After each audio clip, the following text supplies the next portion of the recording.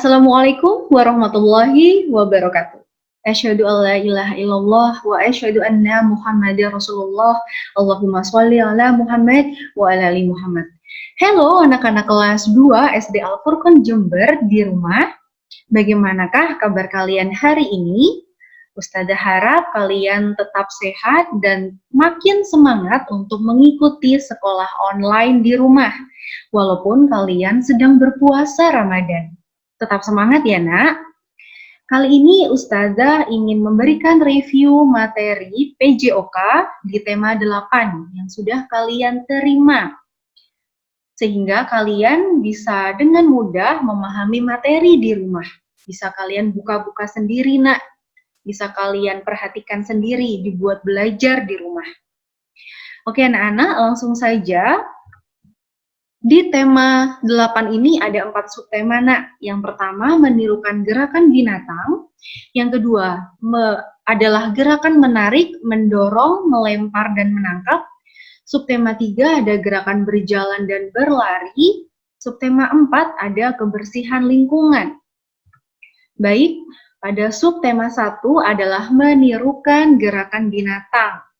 Seperti yang kalian ketahui nak, binatang itu ada banyak sekali macamnya ya, dan mereka mempunyai jenis atau cara bergerak masing-masing.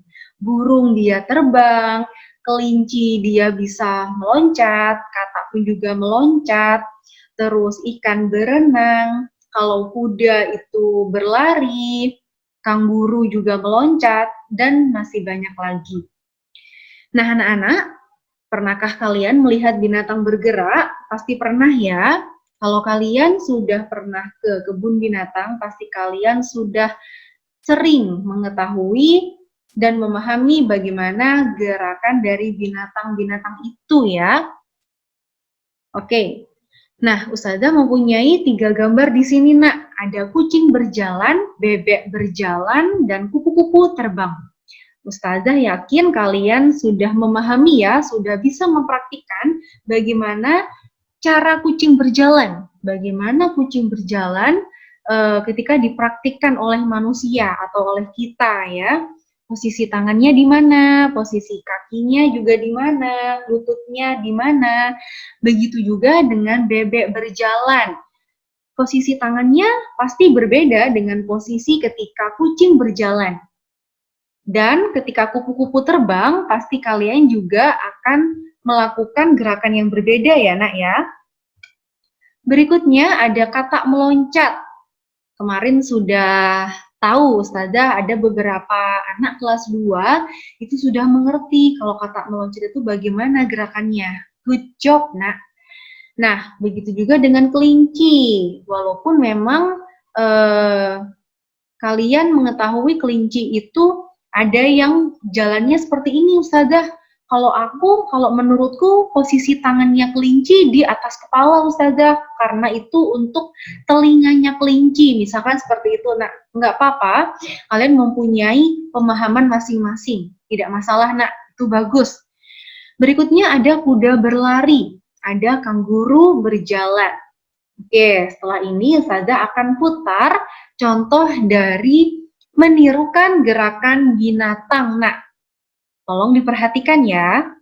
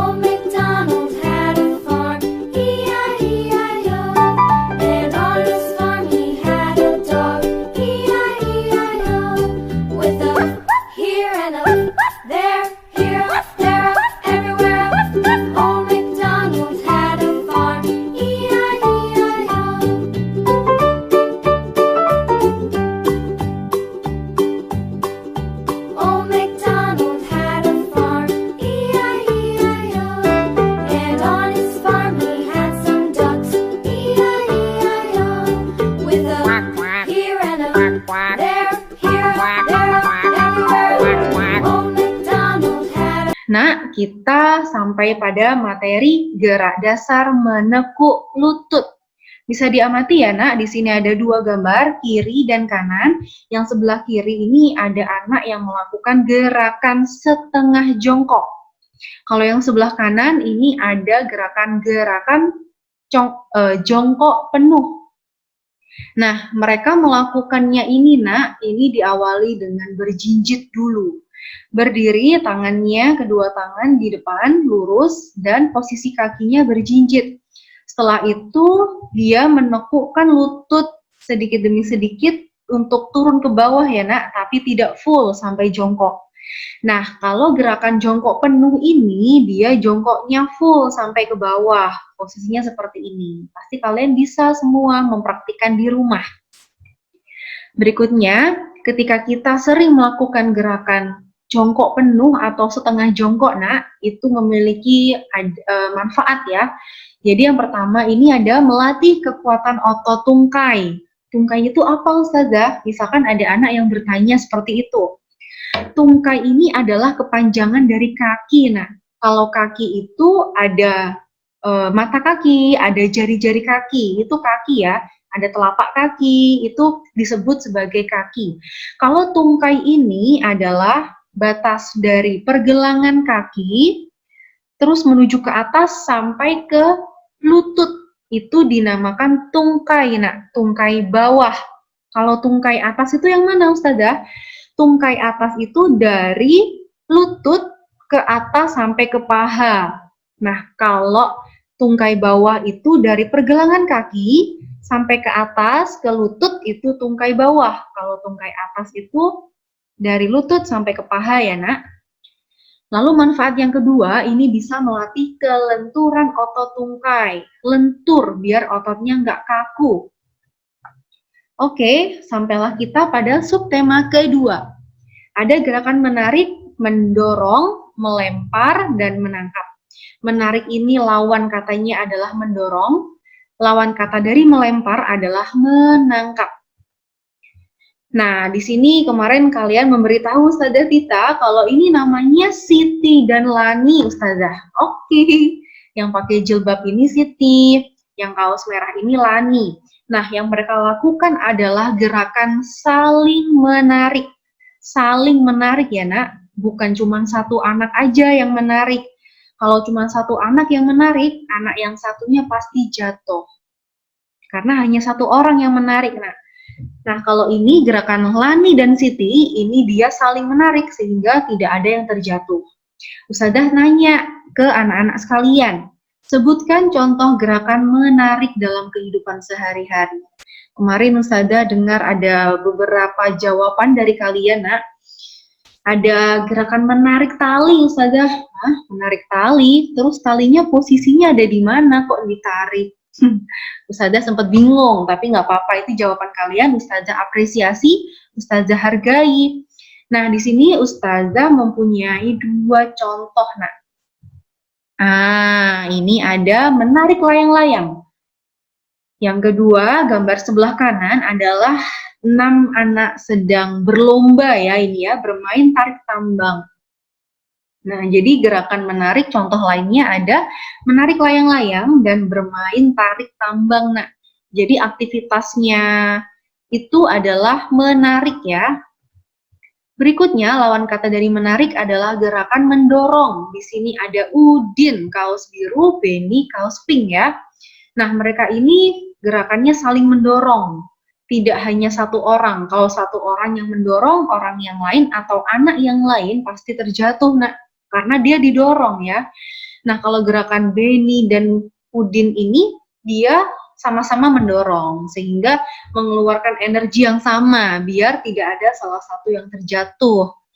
Nah, sebutkan contoh gerakan mendorong dalam kehidupan sehari-hari kita. Kemarin Ustazah dengar ada yang jawab mendorong mobil, Ustazah, mendorong meja gitu. Waduh, mejanya diem-diem gitu, kenapa didorong ya? Kalau mobil mungkin masih bisa, Nak, karena mobil misalkan mobilnya itu dari mogok. Nah, ketika mogok, mobilnya didorong. Nah, itu gerakan mendorong sehari-hari yang ada di kehidupan sekitar kita. Ustazah punya gambar. Contoh yang lain, ini ada abang tukang siomay, tukang soto bisa, ada yang nyebutin tukang bakso. Oke, boleh. Jadi, gerakan si penjual makanan ini dengan gerobaknya itu dengan cara didorong. Jadi, mendorong gerobak. Berikutnya ada mendorong troli ya, troli belanjaan ketika ada di supermarket. Nah, gerakan melempar dan menangkap. Gerak melempar itu bisa dilakukan 1 atau 2 tangan, nak. Tapi Ustazah mencantumkan gambar ini, dia sedang melempar bola menggunakan 1 tangan saja. Nah, lawan kata melempar adalah menangkap. Menangkap pun juga bisa menggunakan 1 tangan, nak. Tapi lebih baik menggunakan 2 tangan agar bolanya bisa kita tangkap masuk di kedua tangan kita, nggak sampai lolos atau terjatuh bolanya.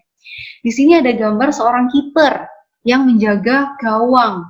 Nah, ketika bola mengarah ke gawangnya, seorang kiper harus segera menangkap bola dengan kedua tangannya. Kalau 1 tangan nanti bisa-bisa bahaya, bolanya bisa terjatuh dan melewati gawang, jadi gol deh. Gitu ya, nak. Berikutnya kita sampai pada subtema ketiga, yaitu gerak, berjalan, dan berlari. Seperti yang kita ketahui ya, nak, manusia itu setiap hari pasti melakukan aktivitas berjalan menggunakan kedua kakinya. Nah, bagaimana dengan berlari, nak? Mungkin sebagian dari anak-anak kelas 2 SD Al-Furqan ini sering setiap hari berlari. Aku setiap sore berlari, misalkan keliling kompleks, keliling di perumahannya gitu. Nggak masalah, nak. Tapi mungkin ada sedikit masalah ketika kalian melakukan aktivitas berlari itu pas kalian puasa Ramadan. Ya tidak? Nanti ketika kalian melakukan aktivitas berlari pas puasa, bisa-bisa kalian kehausan, kecapean, terus jadi pingin minum, padahal masih belum waktunya berbuka. Jangan ya, nak. Nah, gerakan berlari ini bisa kalian lakukan setiap hari, mungkin setelah sholat subuh, sebelum mandi, untuk pergi ke sekolah, tapi tidak pada bulan Ramadan. Agar badan kalian tetap sehat. Jadi gerakan berlari atau olahraga berlari itu adalah gerakan yang sederhana yang bisa kita lakukan di rumah. Oke, Ustazah ingin menanyakan apa perbedaan berjalan dan berlari ya. Kemarin Ustazah ingat ada banyak sekali yang sudah paham dan menjawab betul perbedaan dari berjalan dan berlari. Kalau berjalan itu gerakannya lambat, kalau berlari dia agak cepat gitu. Itu sudah betul, nak. Ada jawaban lagi kemarin Ustazah ingat, kalau berjalan itu santai, kalau berlari itu agak buru-buru. Betul juga. Nah, Ustazah menambahkan di sini, nak, kalau langkah saat berjalan itu pendek-pendek. Kalau saat berlari, langkahnya bisa jauh-jauh ya, nak. Terus lututnya ditekuk dan kakinya ini diangkat.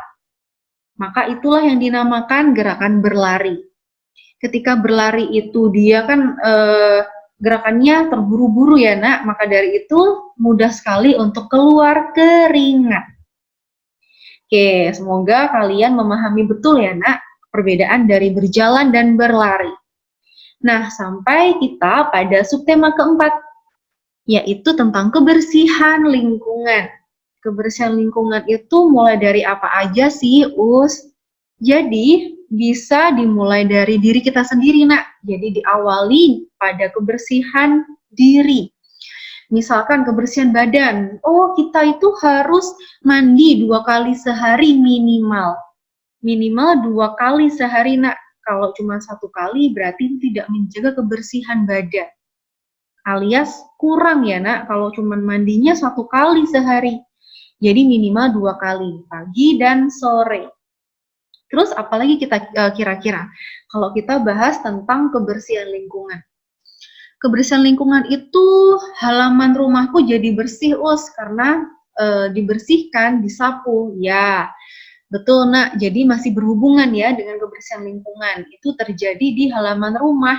masih di area rumah, bisa juga di luar rumah ya nak ya. Tentang apa itu? Mari kita simak slide berikutnya. Nah, ini kemarin Ustazah tunjukkan ke kalian, kalian sepakat ya, setuju untuk memilih gambar yang sebelah kiri, yang ini.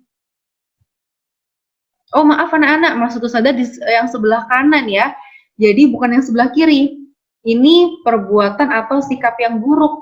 Jadi yang sebelah kanan ini adalah perilaku yang baik karena dia membuang sampah ke tempat sampah yang ada di luar rumah ya.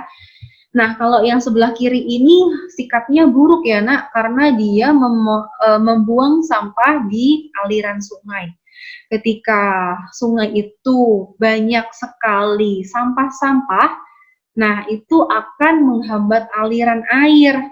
Kalau sudah menghambat aliran air, airnya jadi mampet, nggak bisa mengalir, sehingga gampang terjadi banjir. Nah, kalau udah banjir, lingkungannya semua kotor dan akan menimbulkan penyakit. Karena lalat berterbangan di sekitar tumpukan sampah di sungai itu. Terus nyamuk, sehingga binatang-binatang ini akan mendatangkan penyakit pada warga di sekitarnya. Nah, gambar ini adalah terdiri dari 5 anak yang sedang melakukan kegiatan kerja bakti ya, Nak ya. Kemarin sudah dengar ada yang jawab kerja bakti, Us. Oke, good. Jadi dia kerja bakti atau bekerja sama untuk membersihkan lingkungan rumah mereka. Ada 5 orang di sini. Yang pertama ini kaos biru, dia sedang menyapu. Yang ini dia sedang membuang sampah ke tempat sampah. Yang pakai kaos kuning ini sedang memunguti sampah. Yang kaos pink juga memunguti sampah untuk dikumpulkan dan dimasukkan ke kantong kresek ya. Kantong hitam ini yang dipegang oleh yang kaos biru. Nah, mereka ini sama-sama saling menolong, Nak. Bagaimana caranya agar lingkungan rumah mereka bersih. Makanya mereka merencanakan kegiatan kerja bakti. Kamu yang nyapu ya, nanti aku yang memunguti sampah, nanti dikumpulkan di kantong kresek ini, gitu. Jadi mereka berkomunikasi seperti itu, Nak. Oke, alhamdulillah materinya sudah selesai ya, Nak. Nah, Ustazah harap kalian memahami materi dari tema 8 kali ini. Semoga Allah memudahkan kalian ya, Nak ya, untuk memahami materi ini. Oke, anak-anak, mari kita ucapkan hamdalah bersama-sama. Alhamdulillahirabbil alamin. Anak-anak, Ustazah akhiri ya. Jangan lupa kalian tetap menjaga kesehatan di rumah dan patuhi protokol kesehatan, yaitu ada 3M anak-anak. Yang pertama, memakai masker. Yang kedua, mencuci tangan. Yang ketiga adalah menjaga jarak. Oke anak-anak, sampai ketemu lagi di pertemuan berikutnya.